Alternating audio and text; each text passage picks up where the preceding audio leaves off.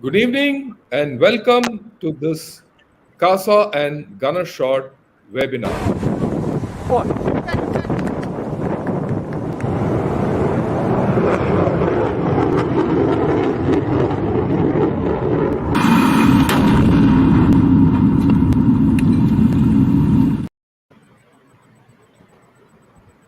Good evening to everyone who's on this webinar. And at the outset, a very warm welcome and a very good evening to General Gautam Murthy, Ambassador Gurjit Singh, Professor Kondapalli, and General Dushyant Singh to this Gunner Shot and CASA webinar on India-China multi-domain approach.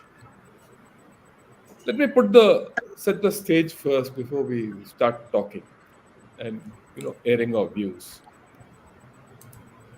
Today, uh, whether you call it contestation, or you call it conflict, or whatever you call it, between two adversaries or two neighbors or two great powers, or in any rivalry, it's all multi-domain. Everyone talks of multiple domains. While we talk of multiple domains, there's a bit of haziness as to what multiple domains constitute and how do they operate. Right, that is a minor thing which we will clarify. But the major issue is in the China and India context. For long, India has been reactive. We have been reactive, for a long way. And the general feeling is, look, in every instance or incident or any equation, it is China which takes the initiative. So today, we are not looking at what we have to do after what China does to us in a reactive manner. Let's look proactively to a certain extent. It is not that being proactive means that you're going to go and fight with China tomorrow, right? Our whole outlook has to be a little proactive in the China-India context. And that's what we want to ideas from. This is basically an exercise in ideation. Last month, we did a similar ideation with Pakistan, and we had very good outcomes from that. So I do look forward to good outcomes from this also. Now, before I start the whole thing, I'd like to give an overview of what multi-domain warfare is all about. Have a look at this slide. This is my concept of multi-domain warfare, which I coined a couple of years back, and it has stood the test of time. What are multi-domain warfare all about, or multi-domain operations all about? It happens between war and peace. It happens day and night and 365 days, right? The actors in this multi-domain system are state, they could be non-state, they could be state-sponsored, even NGOs and MNCs. And when you look at the means which are used to carry out multi-domain warfare or operations, they could be hard and soft, they could be conventional and non-conventional, right? Now, this is the outer periphery. Now, look at the domains at which today, contestation takes place. I'll go from the top clockwise. Look at the air, land, and sea domains. These are the traditional domains through which warfare was fought, and today, contestation is going on. It could be black, gray, asymmetric, hybrid. The names are different, but these are the three domains. Then you look at the green domains: space, cyberspace, nuclear, and electromagnetic. These are the technology domains. With technology gaining ascendance, technology domains have come to the fore. In everything you do, one of these technologies come up. Then you have the state domains, what I call the state domains, or the domains of the state. They are energy and resources, politics and ideology, diplomacy, economy. These are the underpinnings of a state, and naturally, people fight through that. If you look at the trade war between China and USA, that was through the economy. A lot of diplomatic parlays go on, and they support conflict. I don't have to explain; it's all there. And then, of course, you see the yellow domains.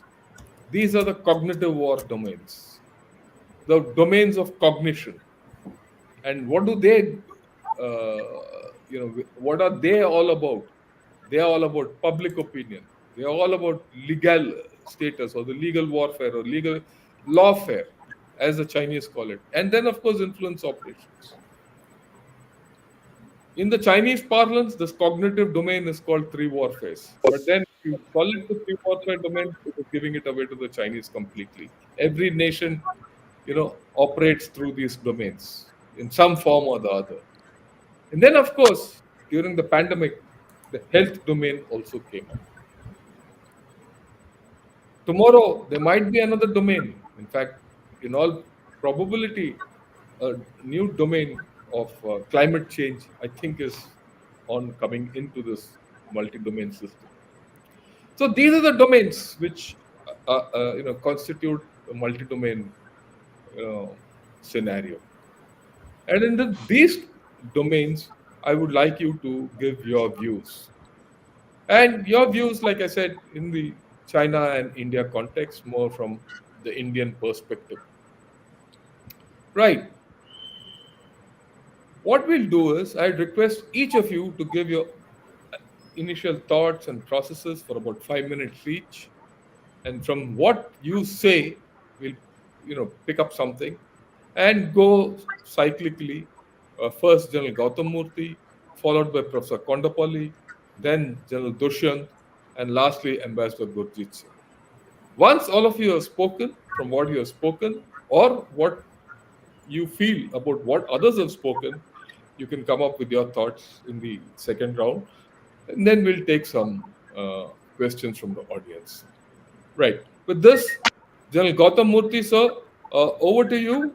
And you might like to welcome all the participants, being the CASA founder, for 1 minute, and then give your thoughts on the whole story. Over to you, sir. Good evening, Jai Hind, and a very warm welcome to my fellow panelists and all the participants in this very interesting webinar. Thank you, General Shankar, for hosting it on your StreamYard. General Shankar, all of you who know him and who are members of Gunner's Shot, he wears two hats. He is a co-founder of CASA also, and has really raised the profile of CASA thanks to his Gunner's Shot. So we both work in tandem, and thanks to him, we've got a huge following and are considered one of the best channels insofar as geostrategic issues are concerned. Ambassador Gurjit Singh is very well known former diplomat, Mr. Gurjit, and I've had great pleasure in interacting with him. A wonderful man who can see far ahead and speaks with great wisdom. He's brought out his two books also, written numerous articles. General Dushyant, an old friend and a very experienced infantry officer who is now heading the think tank of CLAWS, and Professor SRIKANTH Kondapalli, an authority of his own on China. And what he doesn't know about China is not necessary for anyone to know. So I'm very honored to be on this panel with all of them. And before any much further ado, let me take off from where General Shankar has said about India being reactive to China. I think he made a very profound statement there. What we need to actually do before we get into this multi-domain warfare is to understand China from the Indian perspective, and not from just a Western perspective and Western reports. We have excellent geostrategic experts, Professor Kondapalli, one of them, and I've had the honor of hearing him for 3 years in the NDC speak on China, and every year he's come up with something new. He's doing marvelous research in China. Our own China study group is doing some research. There are lots of scholars researching China. So we need to understand China from the Indian perspective and not only from the Western perspective. While we talk about all this, it's easier to understand Pakistan because we speak the same language, whether we're speaking English or we're speaking Hindustani. But it's not the same with China. China is completely different. You have to get through them. As Churchill famously said, they are an enigma in a riddle.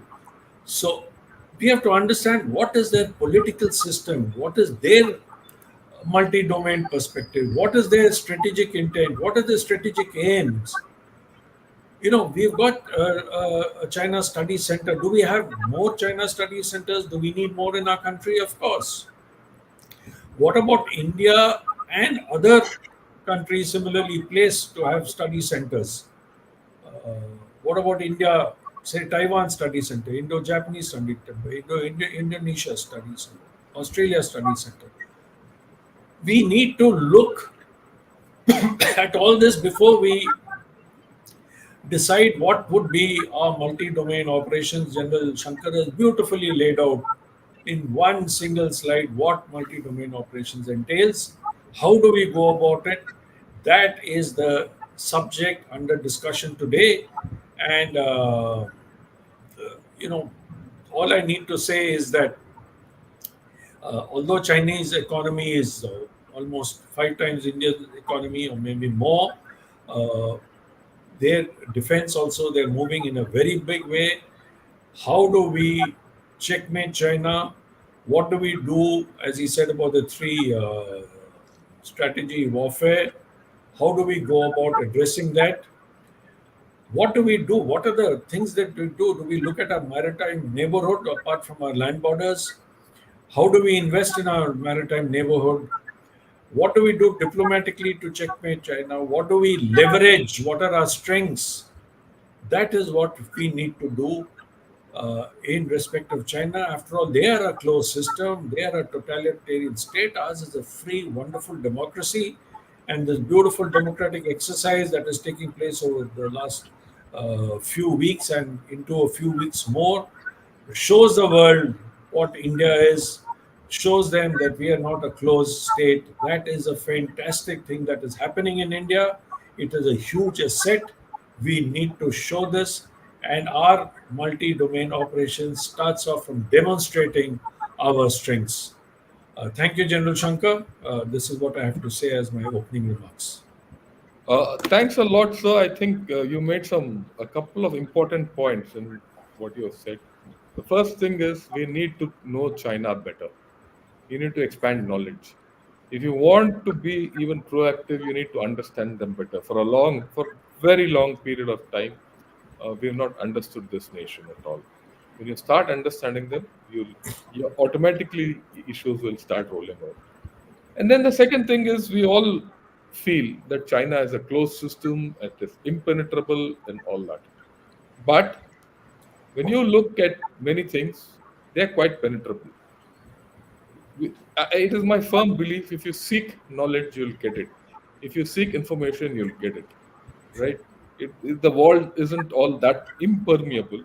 And I think you need to seek more knowledge and things will automatically start flowing our way. Right. So these are two major points which you made, and I'll get back to you once the first round is over. By then, you would have formed better opinions of what we have to be uh, proactively, where we have to be a little more proactive in the multi-domain scenario. Right. With this, Professor Kondapalli, sir, all yours. Please take it away. Thank you very much, General Shankar, General Murthy, uh, General Dushyant Singh, Ambassador Gurjit Singh, the viewers. A very good evening to all of you. Thank you very much for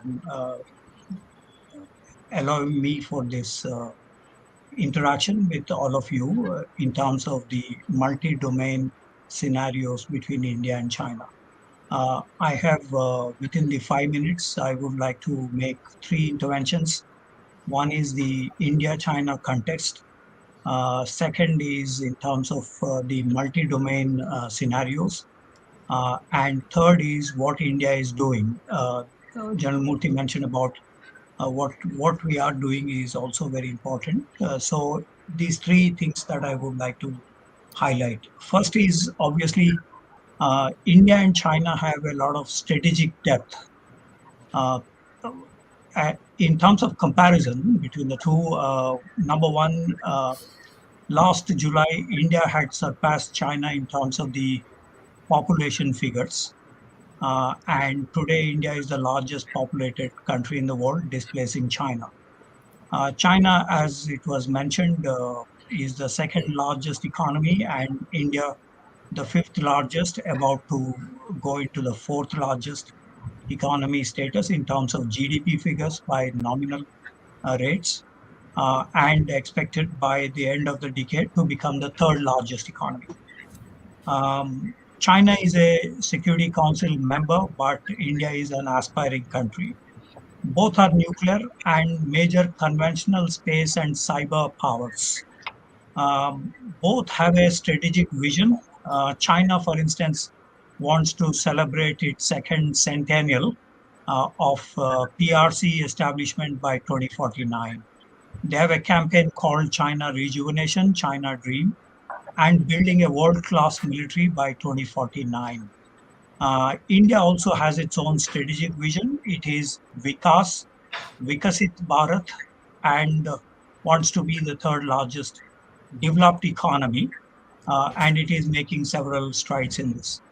Both have huge industrial capacities. China has a manufacturing capacity of about 40% of the GDP, and in the 14th five-year plan, which is now under implementation, China wants to be a superpower in 11 areas like digitalization, maritime, uh, sports, culture, uh, 5G telecom, 6G telecom, and other areas. The service sector is also developing fast in China. And today they are the leaders in 5G technologies, as well as 60% of electrical vehicles are produced in China. So China has its own unique contributions in this regard. India's manufacturing sector is hovering around 22, 23% of GDP, and 59% of the GDP is services. India is known for IT, pharmaceuticals, and has a roadmap towards Sagarmala, Digital India, and over 90,000 startups in India. So both are on their way to uh, you know, uh, realizing their strategic vision, and this is an important feature. What are the scenarios of conflict between India and China? General Shankar mentioned about those areas. I will also concur with this. Number one is the geopolitical domain, in which China, Pakistan versus India is the primary one. We have also the two-front war under nuclear threshold since 2009 in relation to this geopolitical conflict. There is the US-China decoupling process, as General Shankar mentioned, and US-India relations are improving. There is Quad, there is Malabar exercises in the Indian Ocean region. Probably European Union and other countries could possibly join these maritime exercises in the future. Uh, China had decided at its 19th Communist Party Congress in 2017 that it wants to occupy the center stage. Basically, it means that they want to wean away hegemony from the United States and want to be global and regional hegemons. And as a result of that, there is military assertiveness, and India is resisting that kind of assertiveness in terms of Asia, South Asia, Southeast Asia, Central Asia, to be more specific. China and India have territorial disputes, 62 conflict, Doklam, Galwan, all these are. But there is also the one other scenario in terms of core interests: Kashmir, Ladakh, Tibet, Taiwan, South China Sea, and the Indian Ocean region. Kashmir, China had raised this in the Security Council thrice in 2019 and 2020, and that is a major issue of concern for India. Water resources is another domain. The When Yalung Zampo pumps up water into the Brahmaputra, it is about 68 billion cubic meters. And when Brahmaputra joins Bangladesh, it becomes about 200 odd billion cubic meters. In other words, the water issue is a major concern here. In addition, of course, there is the Indus River, which originates in Chipchap River in Aksai Chin, which is under physical control of China. Then there is the Kosi River. So these are resources conflicts that are quite possible in future. There is also trade conflict and competition between India and China, and this is reflected in terms of the trade deficits and China's inability to open up um, its market for Indian pharma and software. There is also the larger conflict that is emerging in terms of the Belt and Road Initiative that China pushes, while India had joined the Project MOSM and the Global Gateway and IMEC projects. So there is a subtle competition here. Also, other areas like global commons, space, cyber, maritime, and if there is time, I will elaborate on that. Terrorism is also an issue of concern between the two because of the Chinese reluctance to support the 1267 Committee of the United Nations and has been showing a Nelson's eye or even supporting indirectly Pakistan based terrorists. And that is a major concern for India in the 1267 Committee. At the regional level, there is also the conflict in terms of China's intervention in South Asian region, Southeast Asian region. Broadly as well, China also has the authoritative model that it wants to dish out to various parts of the world, while India has a democratic model. And here the Beijing consensus and Mumbai consensus are at conflict with each other. It is a subtle conflict, not so explicit right now. So that is where I think the problems are. The third aspect that I would like to show in terms of the conflict area is the India strategy. These are reflected in economic field, not allowing a free trade area with China because of the dumping of goods and subsidies that China provides for its industry, including Huawei and other companies. Diplomacy, India has concentric circles with neighborhood first strategy, and this is also seen in the Balakot operation or in Kailash range reoccupation recently in 2020 August. So we have a kind of controlled engagement between India and China. Uh, India is also supporting democracies. Prime Minister Modi made a statement in Tokyo in September 2014 in this regard, and so there is a subtle conflict here emerging. Act East, quadrilateral are broadly in the strategy, and at the military level, India is trying to strengthen the conventional and nuclear deterrence, and also have good relations with the United States and Russia and European Union, Japan, and Australia. So these are some strategies that at the moment I would like to flag, and I'm willing to elaborate on all of these. Thank you.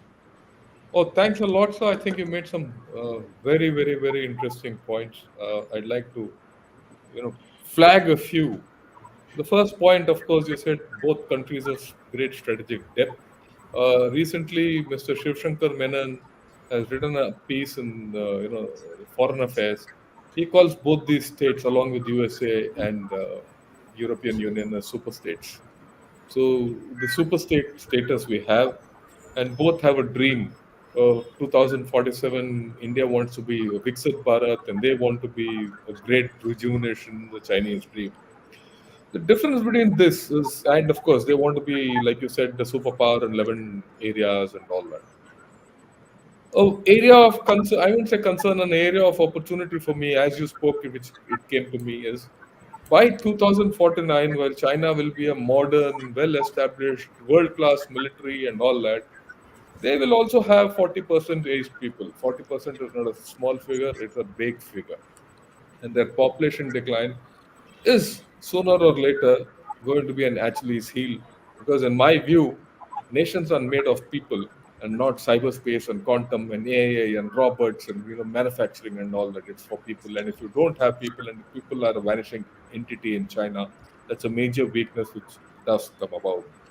Then, of course, the next thing which is very important, which gives us great opportunities, which I mentioned in the beginning, which you have reinforced, is this ability of ours, or rather, this strategic partnership of ours with USA and things like COD, where China has issues with it, right? And that's something which we need to work on. You touched upon the 19th Party Congress, and I think we need to study this 19th Party Congress very, very, very deeply, because this is from when you study the 18th Party Congress and the 19th Party Congress and the 20th Party Congress, when you study each of them, side by side. With General Dushyant and I have had a talk about this once before. It's a 19th Party Congress which, when Xi Jinping took over, he turned China around. And this is something which we have to study in great distinct, more from a defensive mindset, because he's been very aggressive in this whole story. I'm glad you brought that up. And then, of course, an issue which very few people understand, and people say that we are reactive. I'd like to flag again what Professor Kondapalli said. India is one country which has probably put the maximum bans on Chinese apps, Yes. Chinese trade restrictions, anti-dumping policies, and all that, which goes by without even a mention. After 4 years, USA is still trying to ban TikTok, whereas we have done it at the drop of a hat. So we have a lot of strengths which we need to exploit, and that's the whole story today, right? And of course, we gave them a go by in RCEP, where we said, no, we don't want to get involved with you. There are a lot of things which we have done, which, all these got triggered as Professor Kondapalli spoke with me. Right. Thanks a lot, sir. Great points. Now, then Dushyant, all over, your views about how we go about in a multi-domain manner with China. Over to you. Thank you, sir, and it's a great pleasure to be amongst the such famous names, Ambassador Gurjeet, Professor Kondapalli, and of course, a long friend of mine, General Murthy, whom I have been knowing for the last, I think, 10 odd years or more than that. Uh, my views, in fact, Professor Kondapalli has virtually covered the entire landscape of China India relationship, both in terms of comparisons and in terms of similarities. So, therefore, that straight away gives you the opportunities which we need to target as far as multi domain operations are concerned. That's the first remark which I would like to make. The second remark which I would like to make here is about understanding of the MDO. Why did China actually start adopting this MDO operation? If you go back sometimes in history, Deng Xiaoping had made that famous statement, "Hide your intentions, bide your time." And I think to do that, they needed something which would keep them going without fighting a war. And so, therefore, non-contact warfare became the obvious choice for China, and they have been working on this, whether it has been through diplomacy, whether it has been through economy, or whether it has been through cyber. And there are so many other areas where they have been quietly exploiting this to get back at their adversaries, as also, Dushyant, 1 minute. Dushyant, yeah. 1 minute, sorry.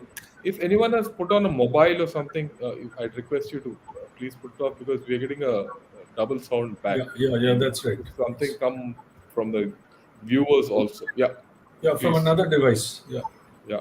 Yeah. So basically, what I was saying is that non-contact has become one of the preferred choices of the Chinese, and therefore that feeds in directly into the multi-domain operation. The next point which I want to make is the nature of the MDO. The MDO today has actually blurred the lines between civil and the military, between war and peace.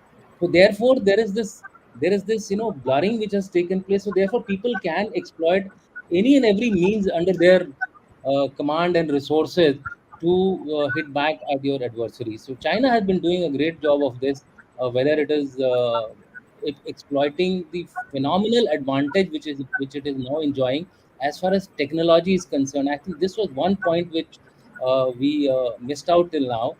Technologically, it can be safely considered to be a technological giant. I, in fact, call it as a technological tsunami as far as we are seeing, especially in the digital world. And that is being, I think, the Chinese major strength. The other aspect which I want to bring out here is that about using proxies very very cleverly. This China has been doing it, either through Pakistan or even through our other neighbors, whether it is Nepal, whether it is Sri Lanka, Bangladesh, Maldives. Somehow it has been trying to get to a position of advantage, and therefore keep India always on the defensive. Where the next issue which I would like to make here is that India has of late become a little more offensive, a little more proactive as far as the multi-domain operations are concerned. I would call them as gray zone operations, and here I would like to just flash a small little definition which I actually coined during my writing of a book called Gray Zone Warfare, and it says gray zone comprises those activities that are beyond the zone of peace but remain below the threshold of war, very well known to people. But beyond that, aggression, dubious in nature, most illegal, cold, clandestine, conducted overt over a prolonged period of time, diffused manner, using all possible means and influence at the command of the state or an independent group against another state or an independent group. Now, this is something in which China has become a past master. So we have to accordingly find ways and means to be proactive. So the last point which I want to make is that I think proactively we are still behind. We reacted to the Ziakong villages by vibrant villages. We have reacted to the interventions in economic terms by establishing our own economic bans such as TikTok, which has already been mentioned. More importantly, financial restrictions have also been laid down by India. One can remember that case of HDFC investment where Chinese wanted to invest in the HDFC bank, which we actually negated it in the right time. Otherwise, they would have been controlling our banking systems as well. Slowly, they could have gone into it. Paytm also, I think we have done a little bit of I would say course correction there as well. So India has started late as far as covert operation, as far as gray zone operations or NDO is concerned, but we need to do a lot more. With that, I think we'll go on to the next round and see as to what all we can comment Yeah, upon. thanks a lot. Thanks a lot, Jan Dushyant, for your views.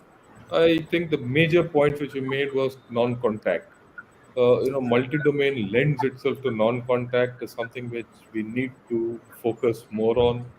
And multi-domain also lends more to civil-military fusion. It's not fusion in this true sense of civil-military fusion, but it allows a lot of civil resources to be directed in contextual situations. Then, of course, you did say that China is a technology giant. There's a tsunami coming from that direction. And can we withstand it? That's the multi-million dollar question which you posed. And I feel we can. I mean, let me put it up front. Though again, one might not feel it, but we've done. You did not do it in the scale at which they're doing, but certain actions of yours have definitely, put them On on the the field. alert, right? For example, despite all this technology or non-technology, our digital penetration in India is far more than what it is in China. How it has happened organically, non-organically, we don't know. And we talk of China being an economic superpower in many terms, but today it is struggling because there's no consumption, whereas yours is a consumption-led economy, right? So it is not, and there's headroom for us to grow in your manufacturing because you're only at 22 odd percent, whereas for them they've come to the top and there's no headroom. In fact, they have to cut down. If they have to cut down, they have to shrink their GDP, and that is where I think there is scope. Right? Taking from what you have said and what Professor Kondapalli has said, the mere act of getting supply chains into your and being part of the decoupling from the existing supply chains is itself some kind of a multi-domain economic warfare against China. Well, these are the things which I thought I'll put across to you. We've had some very good things. Now I request Ambassador Gurjit Singh, because knowing him, I'm sure he'll come out with something very new and very original. So over to you. Greetings and thank you. Good evening, General Shankar. Good evening to all esteemed panelists and the audience. I think we have heard some wonderful views. I have personally learned a lot from both Professor Kondapalli and General DUSHYANT. So thank you for helping my understanding. So I'm trying not to dwell in the past. I'm trying to look forward. But General Shankar, you have repeatedly emphasized that we are reactive. I'm sorry, I don't quite agree with this. You know, since 1988, we have abided by agreements, and as did China. So we had a semblance of tranquility on the border, which allowed you to develop your other relations. In 1976, India took the initiative to reopen the ambassadorial level. Now, whether you call it reactive or initiative, I think is a matter of nuance. You showed a very good diagram of the multi-domain activities. If you put it in a 3D and move it like this, then he who moves it to his advantage is actually going to control multi-domain activity. All these are not static. Someday the health is more important than the land. So it all varies. What role can we play to turn this kaleidoscope to a pattern that we want? Now, if you look at China, and I think Professor Kondapalli has explained this well, I don't think that the gap between India and China is going to be filled in our lifetime, however well we may do. Therefore, we have to work on this given situation. China would prefer to see India as a vassal state. That is the last thing India is going to accept. So, what are we going to do? From all good analysts, it seems that the BJP government will win again. This is going to bring a democratically elected leadership for the third term, which is quite unprecedented in this century, other than Angela Merkel. This we need to leverage. India's democratic strength needs to be leveraged. When you come back with the third term, you have the greater confidence of your people to take initiatives or react, whatever word you wish to take. What initiative should you take? I think we must open a dialogue with China at the political level. Please mark my word, I'm not saying a summit. I'm saying at the political dialogues. Yes. I don't think your relationship can progress through core commander talks or the concurrent working group, which seems to have reached an impasse. Is it in our interest to stick with that impasse? I doubt it. Therefore, Wang Yi came to India. I think we need to send somebody over there. Whether it is the EAM, whether it is a special envoy, we can choose what we want to do. And we go and talk about the overall relationship and our place in the world. Will this change China's attitude? No. China will continue to oppose our membership of the UN Security Council. They will not let us join the nuclear suppliers group. They will contest you in the global south, particularly in your neighborhood and the Indian Ocean. So I don't think you will reach a solution, but at least you will not be the only major country not talking to them. If you want your place in the international high table, you cannot be missing from Chinese calculation. Neither should you allow China to miss you in their calculation. I think that is important. Now, I think there are 4 areas where we can take some measure. First, which we have been doing, talk to partners who are similarly annoyed with China or facing the same problem. Quad is one, Europe is another, ASEAN is a third, but all of them don't react the same way. But you have to make common cause with them and find commonalities from your diagram, General Shankar. Which part of that diagram can we work with Japan? Can we work with Australia? All of them are not committed to your diagram. As I said, we need to rotate the kaleidoscope with each partner differently. Secondly, we must continue to challenge them and have our own way in the global south. I think we are doing well. In the global south, countries like to emulate India. They know China does more, but India does better. No global south country wants to emulate China in its way it is. They don't mind the economic strength, but not its political will. So we must use this well. Third, I don't think India is anti-China on trade.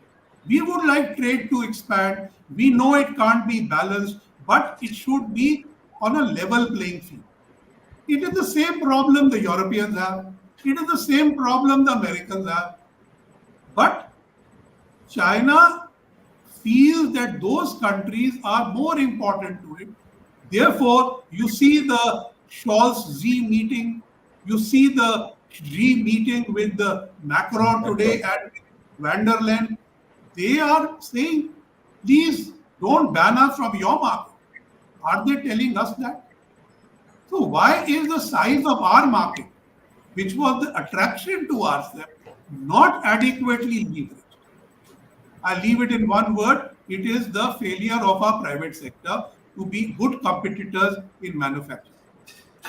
Next issue is technology. I think Professor Kondapalli has brilliantly highlighted what are the 11 areas where China wants to become a superpower. Those are the areas we need to challenge them. Which of those can we develop ourselves or can we develop with partners? And I will conclude by saying one thing. We talk a lot about EVs. Today also I've seen articles in the media that EVs are the way out. But Tesla did not come to India. They went to China, they went to Indonesia to have meetings. They cancelled the meeting in India. I ask you, instead of going the EV route through lithium and then entering competition with China, why don't we look at hydrogen, which is not dependent on critical minerals, and try and become the leader on that, maybe with the help of Japan or somebody else or French, and work on this. On climate change, we need to become a leader, and hydrogen helps us. This is the kind of things we need to do. Unless we provide our own economic and technological strength, you don't have enough leverage with you. And therefore, your initiatives will keep looking like reactions. Thank you. Thanks a lot, sir. I think you made some very telling points. The first point is that we have to live with a gap with China, right? At least in our lives. Be that as it may, the point of Pakistan comes to me. Pakistan has lived with us with a gap for the entire length of its existence or mutual existence, and yet it is a permanent nuisance to us, right? And I wouldn't say we should be a permanent nuisance to China, but definitely we can be a permanent contestant to China. So we have to think differently, right? Just their size shouldn't overawe us. A very major point you made about democratic stability. And this democratic stability is, I think, which we will discuss a little more, has its own strength, which we don't realize.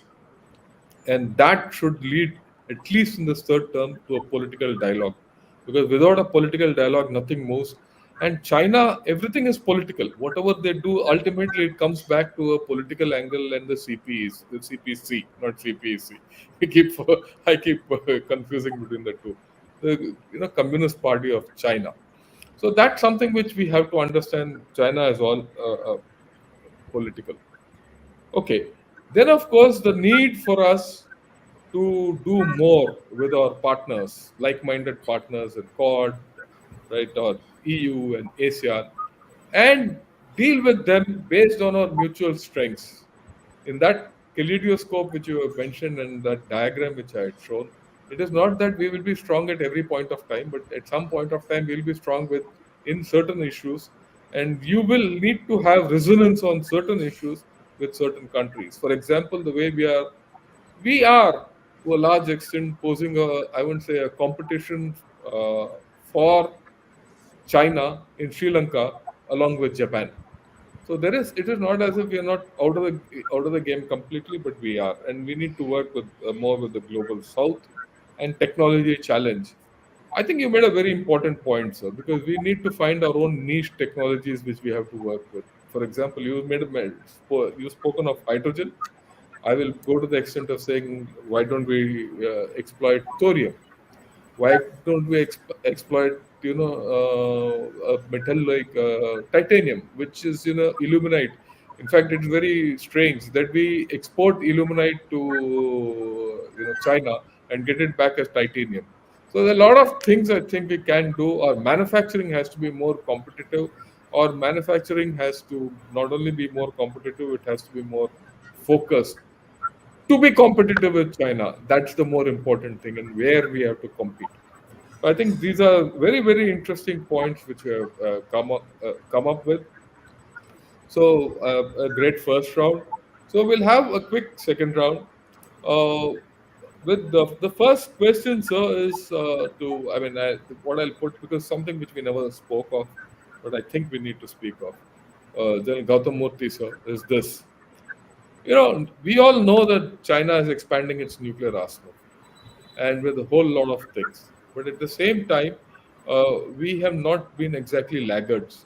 We've just fired the first Agni with MIRVs, and it means in some manner there will be an increment in the nuclear warheads and our overall thing.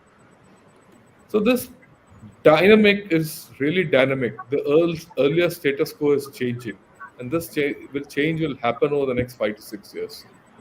Do you think there's a requirement for us to change our nuclear policy and be more competitive with China? And if so, how? General Murthy, so yours. Ah, this is a very interesting question. The nuclear armaments have come to stay in the neighborhood, whether it's China or Pakistan, and this triangle. India does not trust Pakistan. Pakistan does not trust India. India does not trust China. China does not trust. But India has made a very clear no first use policy. China also has a no first use policy. Although we may not be in an arms race with China insofar in the nuclear domain is concerned, we have demonstrated our technical prowess, our scientific capability, and I think with the latest Agni 5, with the MIRVs, we have shown that China that we can pay them back in the same coin should it ever, God forbid, come to that. So when we look at it in the entire multi-domain scenario, the nuclear domain as such, to my mind, has already been tackled to some extent.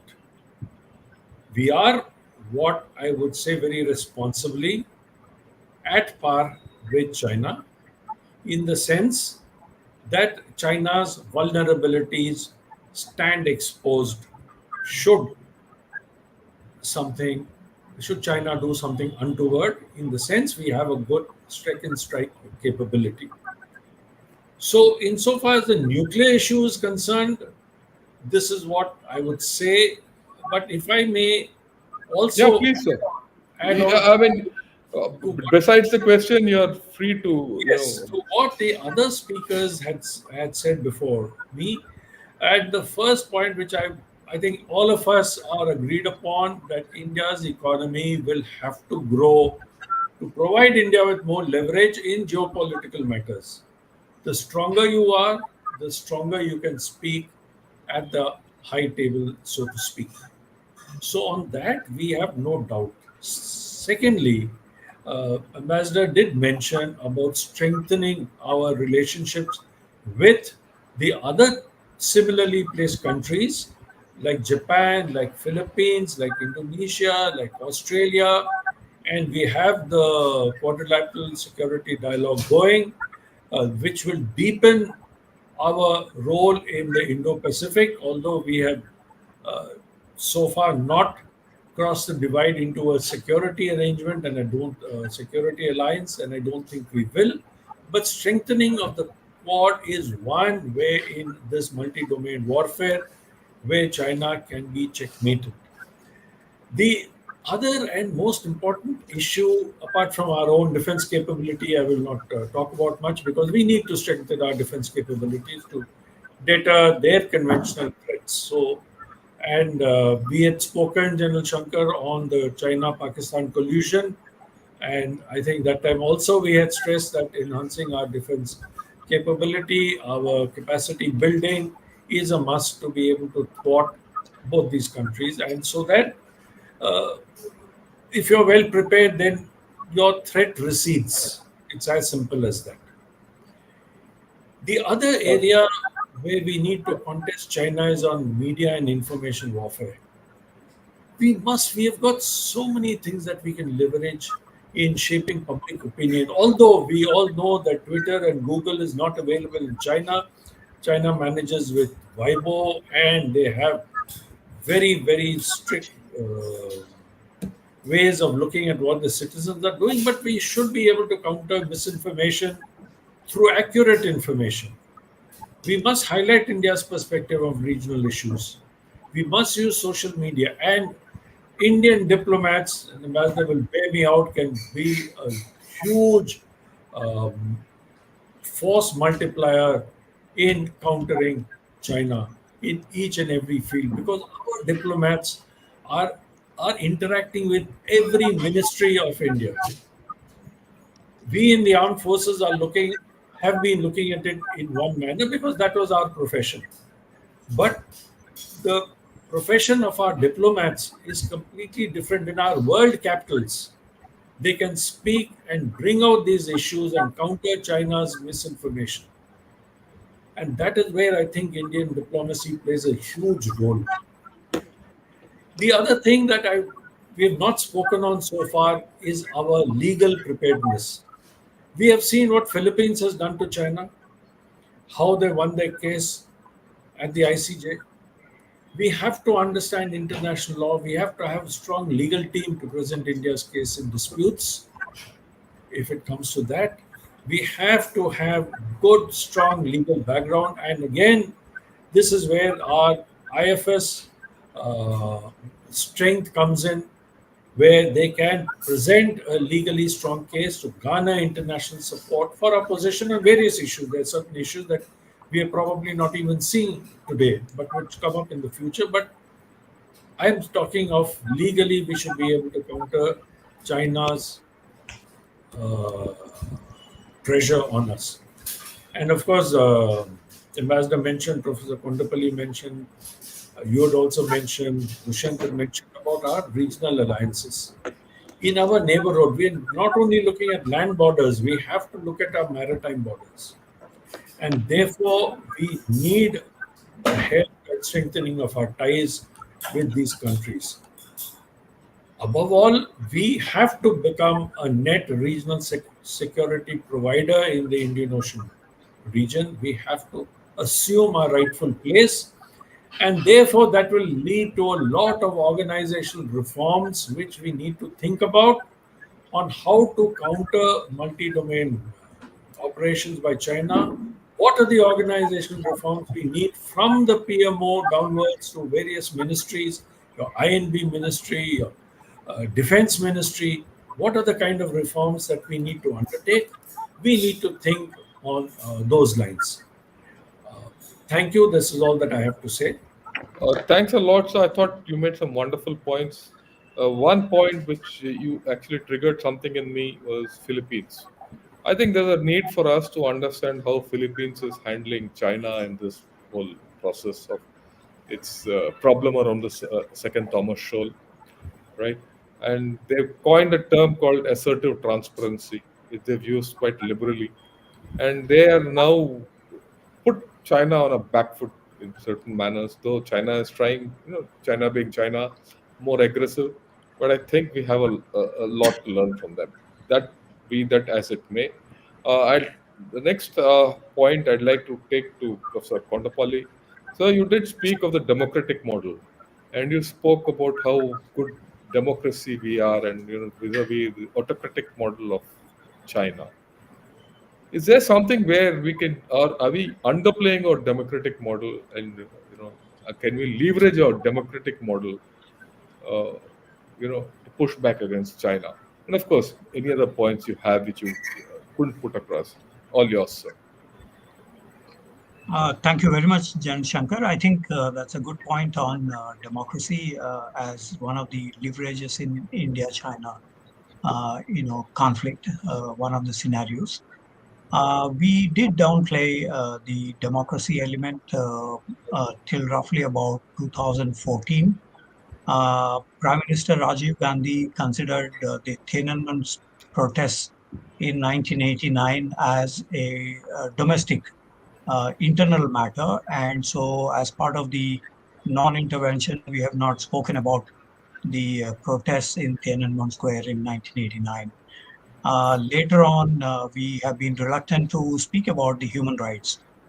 Coincidentally, the Chinese ambassador in the United Nations Security Council was raising human rights issue in Kashmir in 2019. Yeah, that's precisely why I took this, because one has to look at Tibet, and you'll have to look at Xinjiang, and the whole the skeleton in the cupboards come out. Yeah, it is so ironical that China was raising human rights issue in Kashmir, forgetting for the moment within China, within Xinjiang, within Tibet, Inner Mongolia, and other regions, there's so much of information about human rights violation. So in general, Indian foreign policy confined democracy to South Asia. For instance, we were happy if Nepal's panchayat system and the monarchy is converted into democracy, which of course they did, resulting of course in coalition governments this long. We were happy if Bhutan converts into democracy as it has now. We were happy Bangladesh has become a stable democracy, and Sri Lanka or Maldives even.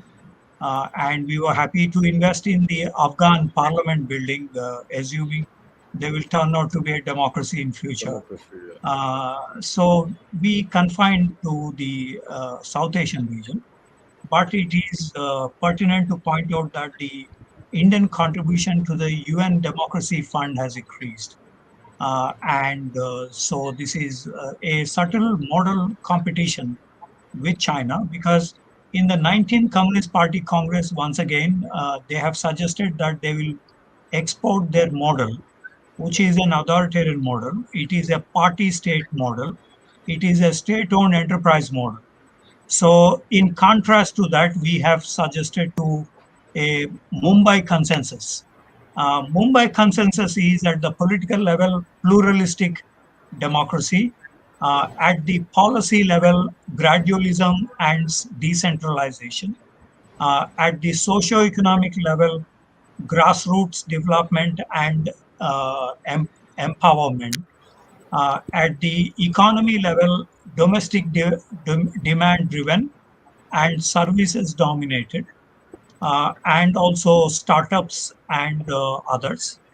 At the business model level, we have a private entrepreneurship. We have a 150-year-old Mumbai exchange. We have also innovation. The startups, etc., speak about that. At a geopolitical level, we are looking at a non-expansionist, internationally reform-oriented, or most of the time even status quo in many issues, on nuclear issue, on so Mumbai consensus as a way out from Washington consensus and Beijing consensus.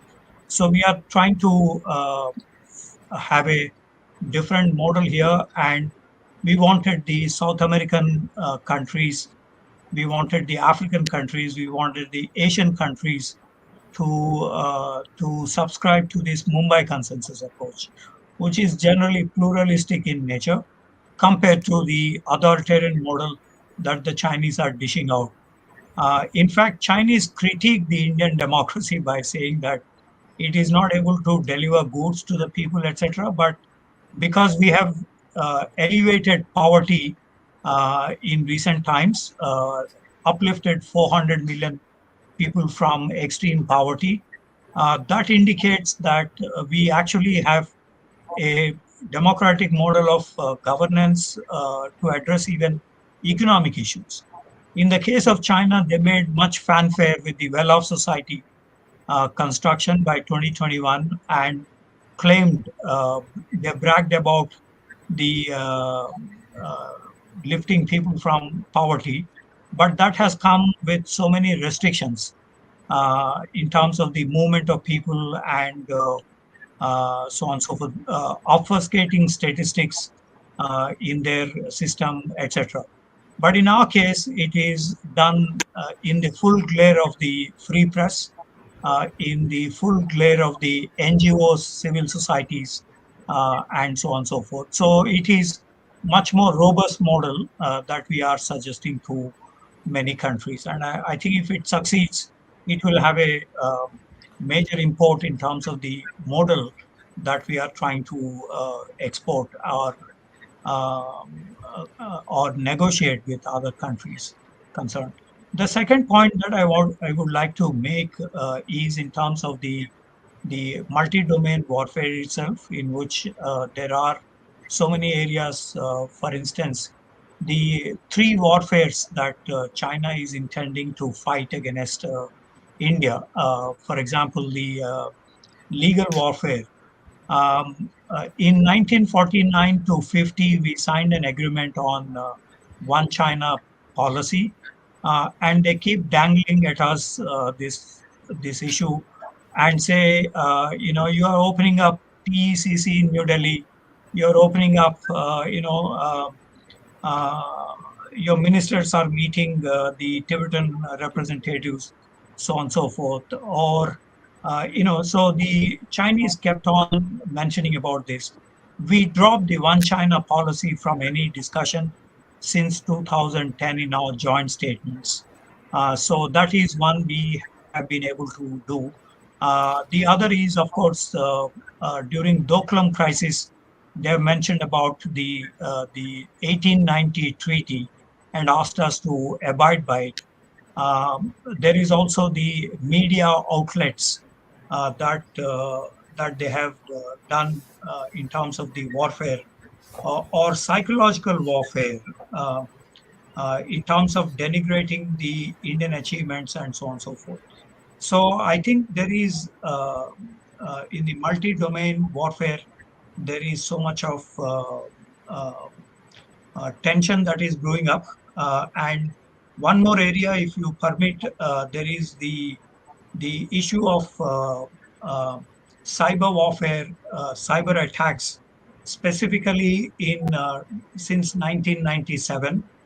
The Shadow Network, the Stuxnet, the Overseas Key Information Database in Shenzhen, which monitors about 135 individuals in India and possibly General Shankar himself in Yeah, this yes. database of the Chinese or some of the panelists in our discussion today.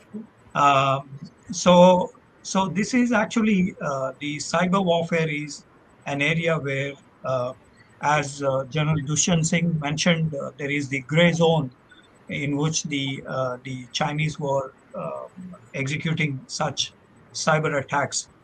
For example, when we were busy with the vaccines, the Stone Panda attacked the Bharat Biotech when they were distributing these vaccines, Yes, which are yes. quite essential Absolutely. for the humanity and so on, because we were also exporting these vaccines for many African countries and others. So I think this is a factor that we need to relook at in terms of the cyber attacks.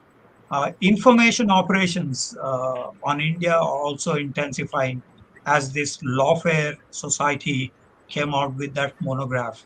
And so I think these are issues that need to be flagged uh, in terms of the multi-domain warfare. Thank you. Yeah, I think very important points you made. So leveraging democracy, a thought came to me. Tibet. I did a couple of programs on Tibet, and one of my viewers said, "Sir, Tibet के आज़ादी में भारत का सुरक्षा है." A very simple thing, and I think we need to start thinking on those terms, because I think there's a lot of sense.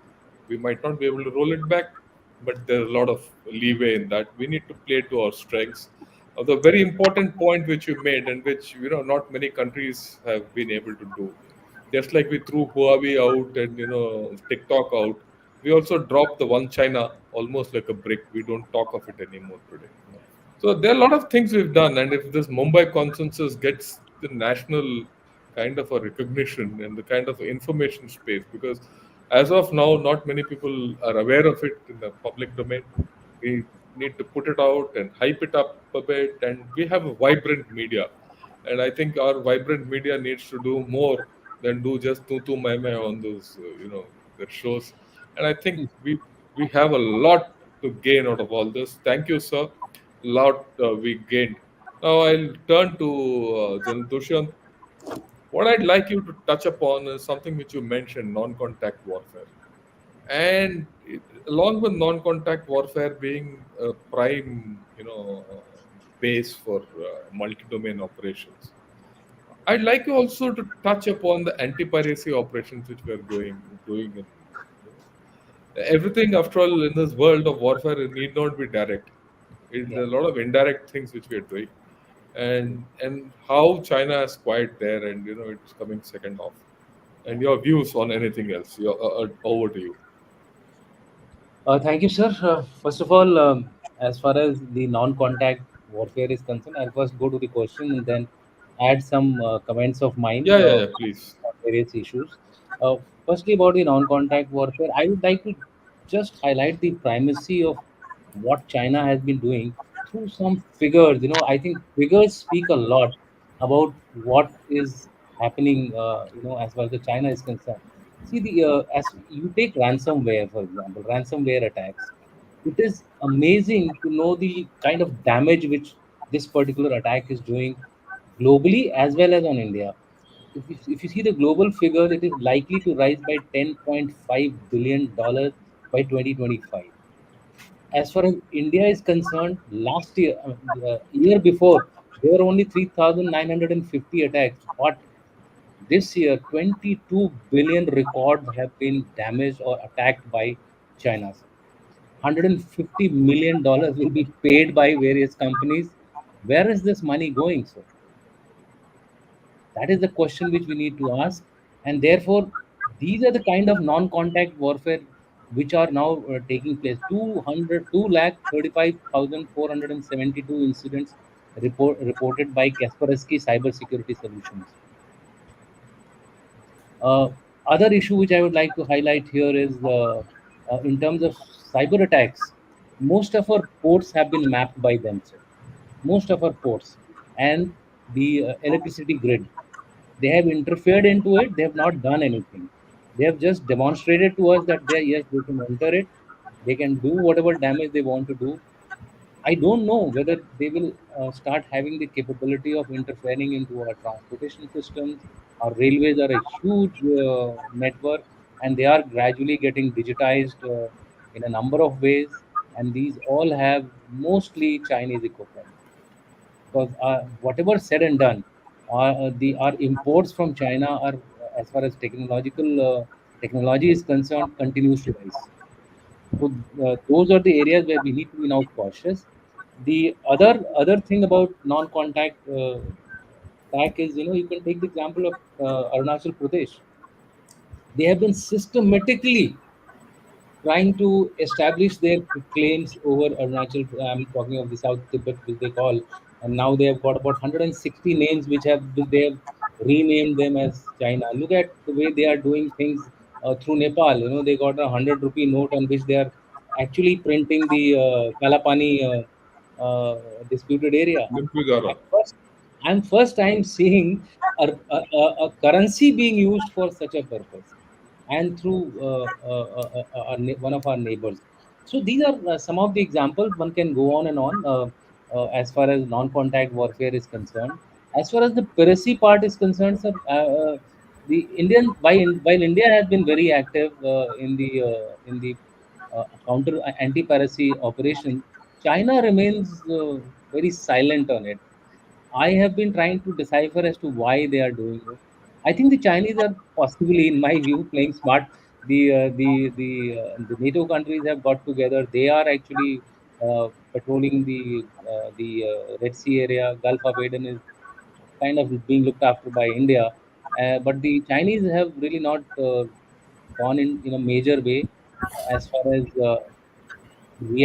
proactive intervention into various shipping incidents. India has even disregarded the flags which these ships are flying, and have taken a proactive action.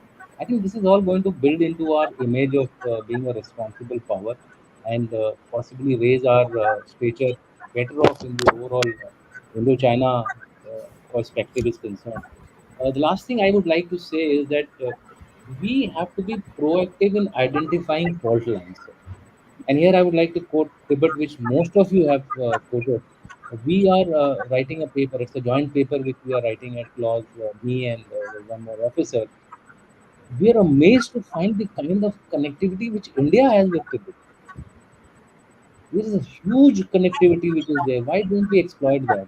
Leave Yeah, aside we the need to. leave aside the We Tibetan need to. people and fighting for the cause of Tibetan people, because there also we are hearing some kind of contrary voices. Dalai Lama trying to approach the Chinese with some proposals, etc. But purely from an Indian perspective, as a counter response to Arunachal, I think Tibet gives us a great advantage. The human rights issue which Professor Kondapalli raised about India being always targeted by that. Why can't we do that with Xinjiang? There are so many articles which keep coming out in the media, so we can always highlight these issues whenever we want to. I think we have to become from the silent response. I think we need to go a little more noisy. Of course, we have to be careful that we do not disturb the overall balance which is there between India and the other partners of ours. And a final point which I would like to highlight here is, since I am from the military and you are from the military and Gautam is from military, I would like to highlight certain key aspects which we need to take to ensure that MDO operations are successful. And for that, I am afraid there are certain things which we are lacking. First of all, price service integration still remains a very suspect area. And if we have to do MDO operation, it is not merely enough to just talk about whole of nation approach. Let's get our house in order and have a tri service approach. That is one issue, sir. There is a need for creating a PLA SSF type of organization. I'm not saying that we ape them, but definitely we need to create structures related to information operations. We need to create structures related to cyber operations from a military perspective. We need to have a much more robust defense space force. We do have we have started these things at a much I would say minor level, but I think we need to take these areas forward if we have to be leaders. Another area which I think we are lacking is I, I suppose the military diplomacy also plays a very important role in the overall international relations. We need to exploit it a little more, and I'm glad that We are having a more number of these DAs being posted. 26 of them have recently been posted to newer places. I think that will go a long way.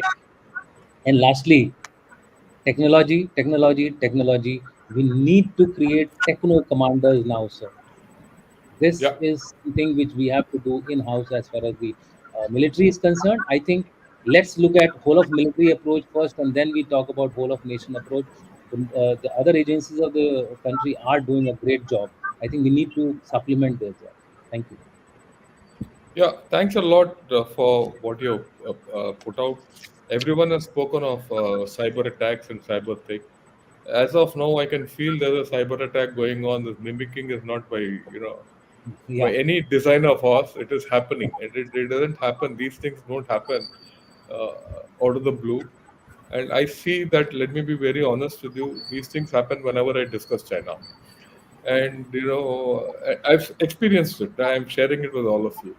And every point of time, even now, there are about 3, 4 chaps from China who are talking, and every video of mine these days gets a comment from a set of guys about China and what I talk about it and how they denigrate India on. I think you call it trolling, you call it infowar, you call it everything, because when people start commenting, they have to read those comments also.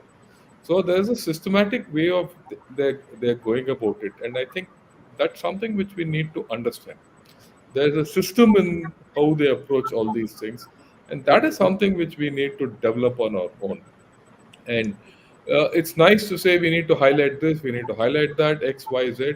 But I think our think tanks have to put more out in the open domain and use our media, whether it's in like YouTube channels like this, or magazines or papers. There has to be a coordinated approach where we write more. Because to be very honest, I mean, like we started with what General Murthy started of saying knowledge. I find very few people writing about China in our, you know, uh, daily newspapers also. And those, I mean, you can put them on 10 fingers and not more. Right. Be that as it may, I've just made this point. Let me get to something which has been troubling me for a long time, and we've not spoken of it. We are part of BRICS, and China lays a lot of store by BRICS today. We are part of SCO, and we are part of the whole thing. There's a window of opportunity out there. We need to increase our diplomacy. We need to increase our media. And I'd like to get your views on all these, Ambassador Gurjit and more, which you would like to put across. All yours, sir. Thank you. So I think we need to know that almost for 1.5 years, there is no Chinese ambassador in India. Yeah, Yeah. they've just announced it today, I think. So I hope when the new one comes, our press will not bend over backwards to keep interviewing him, flashing him everywhere. He should be treated the same way, with the same blank darkness that we are treated in China. Secondly, out of the 4 Indian journalists in China, I think 2 had their visas denied, I mean, not renewed. They, of course, said this is the retaliation for what we were doing. But there is a kind of a breakdown in official engagements, which I think is why I said we need to have a political dialogue. Now, you have mentioned Tibet, I think Taiwan not openly mentioned, but I think when we say we are not talking about one China policy anymore, we also need to intensify our functional engagement with Taiwan. Absolutely. We must. Yeah. And Who's finally, backed I up? would like to say that it is not in the neighborhood that India has done less. Today, India does much more in the neighborhood than it did in the 70s or 80s. But in comparison to what China does, it is less. So our exposure to Sri Lanka, to Maldives, or Nepal, Bhutan actually is record breaking.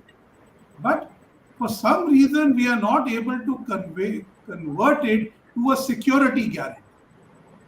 And that is where the problem is. Now let me answer what you asked.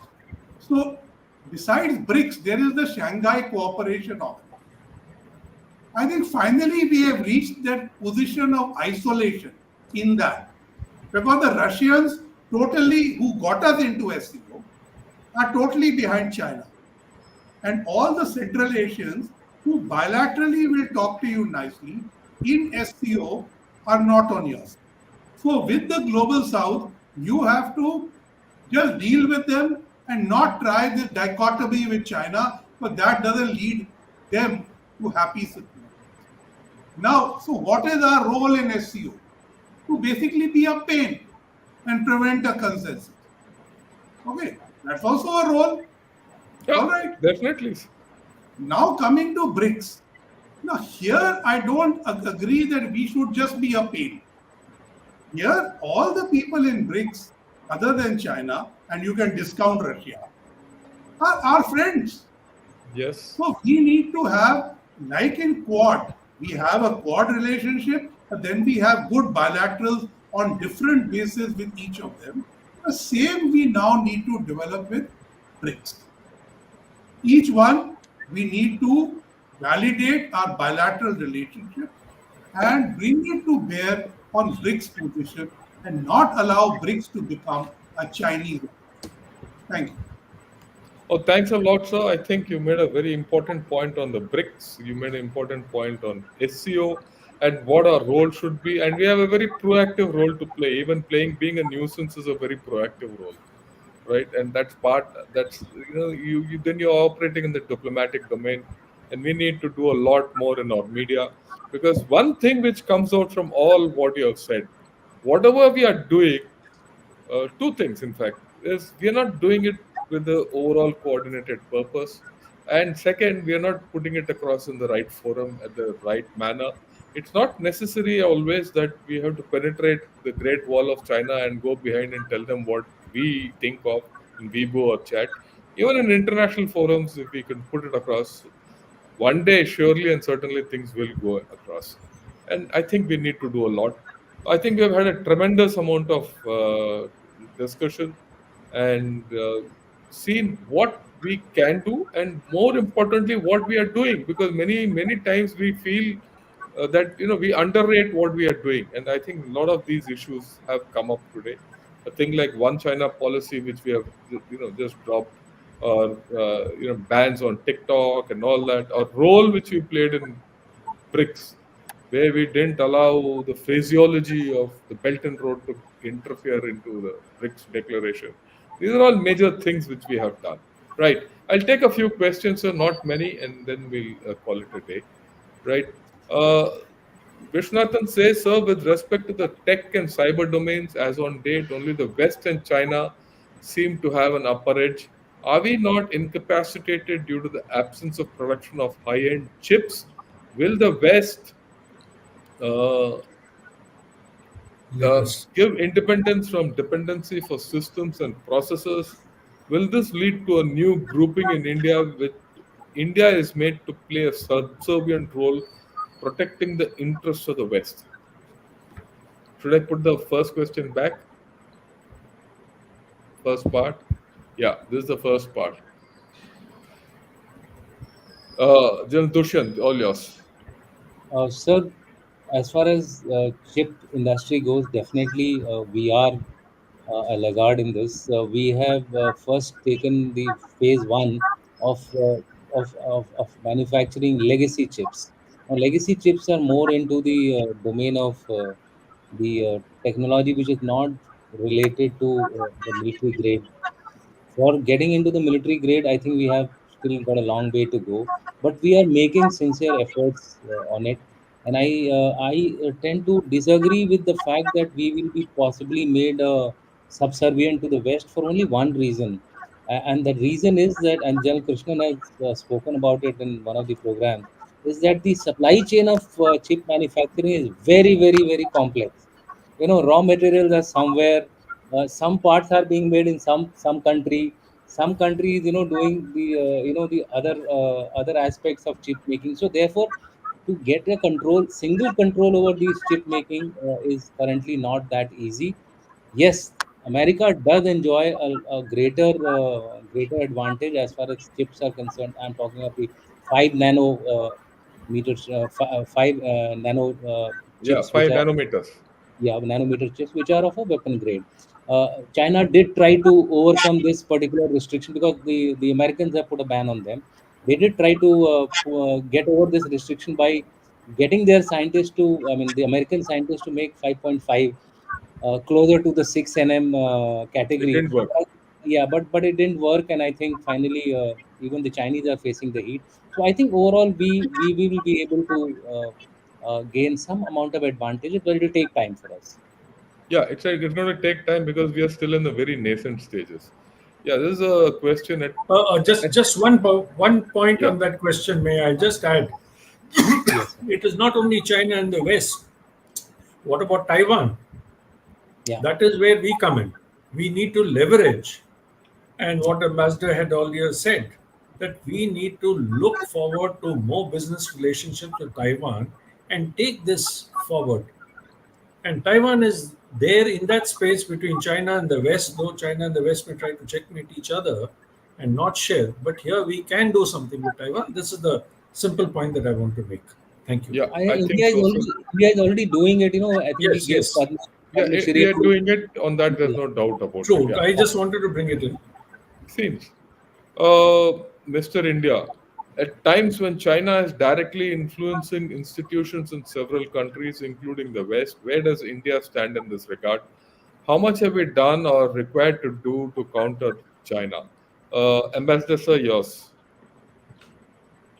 Well, I think all open societies are open to being influenced.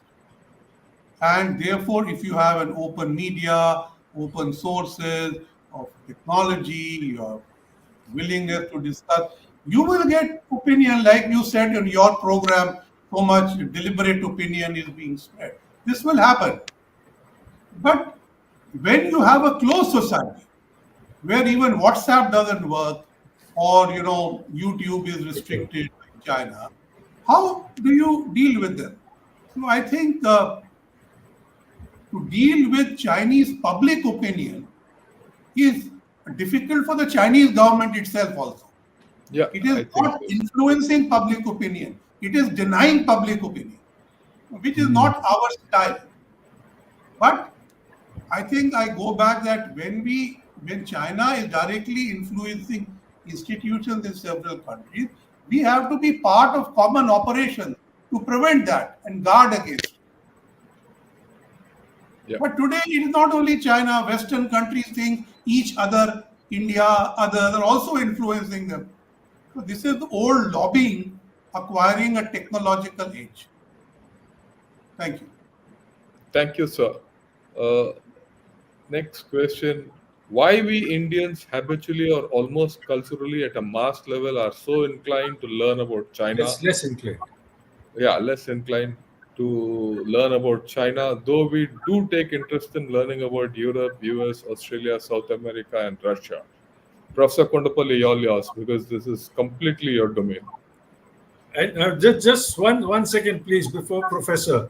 There is Yeah. a Chinese participant in your webinar.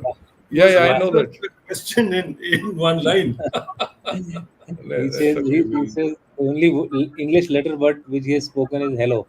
No. And he says, and to influence opinions in China, you have to speak in Chinese. Yeah, And this is yeah, where but that's Professor part of the story. Yeah, can tell us. Yeah, but no, this is about learning about them. Yeah, that's the whole Right, bigger right. thing, I think. Yeah. Yes, sir. Professor Kondapalli.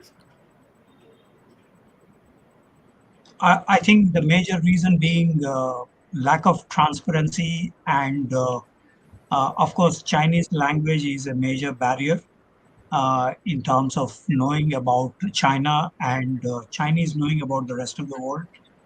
They try to resolve this by expanding the Confucius Institutes across the globe, some 500 of these, but it is not a very successful story. And Confucius Institutes also became very controversial, like in Chicago University, Pennsylvania State University in Europe, even in India. All the 6 Confucius Institutes have been shut down after the Galwan incident. In the case of why we are not able to really understand China, learn about China, etc. I think 1962 conflict contributed to this, as well as recently the Galwan incident. I think it is necessary for the leaderships to resolve some of the outstanding problems like the territorial dispute and others, so that we have each side learning about the other in a more comfortable manner. I think these are necessary, that we get back to normalcy by resolving some of the contentious issues between the two countries. Thank you, sir. The last question for the day, General Murthy, sir, you could take this.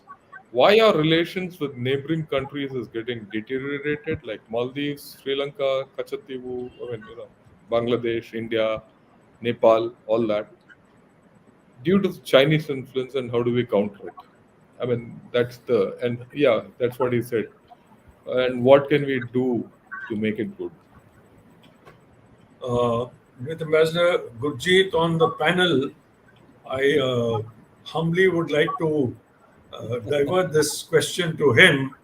I wouldn't like to step into Okay, his fine. domain where he's completely, he will be able to give us something that I am also looking forward to hearing, because I myself have this serious doubts in my own mind as to what should we do to counter their influence, and how can we improve our relationships with our neighbors, which we are seeing deteriorate to some extent. Over to you, Ambassador, sir, Ambassador. you're yours. Oh, well, so long as you have Maharajas or kings or dictators around in the neighborhood, we could actually get along with them well. It is dealing with democratic regimes that is more tricky. And why is it more tricky? Because there is competitive elections in which being anti-Indian gets you votes. But being anti-China is not a factor, because there is a local factor. So the emergence of democracy, which I think Professor Kondapalli has actually worked to our detriment. The second thing is Chinese deeper pockets and their readiness to invest in South Asia simply to curb our influence. But we have failed I don't think we have failed in providing to the neighbors, but where we have failed is in keeping the political sting out of their approach. I think we have no problem with Bangladesh-China relations so long as they don't use it to imperil our security. But this is something which Maldives, for instance, is thumbing our nose. So I think we need favorable regimes in our neighborhood. If you are a big power, you would ensure that. Thank you, sir. The last question back to General Murthy, sir. We must answer the question before we leave. Is countering China less difficult than collaborating for mutual exploitation?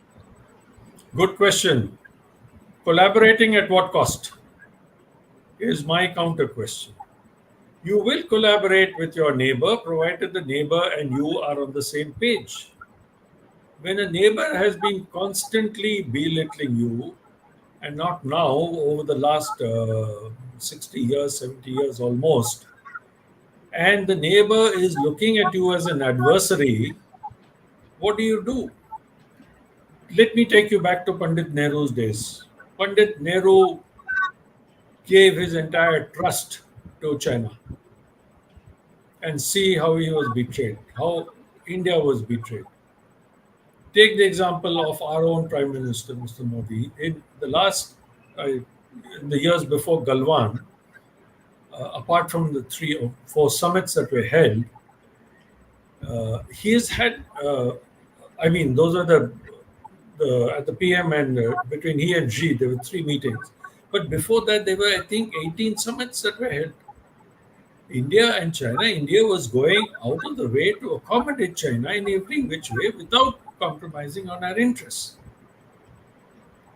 So how do you collaborate with a country that does not respect your own intentions. The ambassador had very clearly spoken about the Treaty of Peace and Tranquility. Who broke it?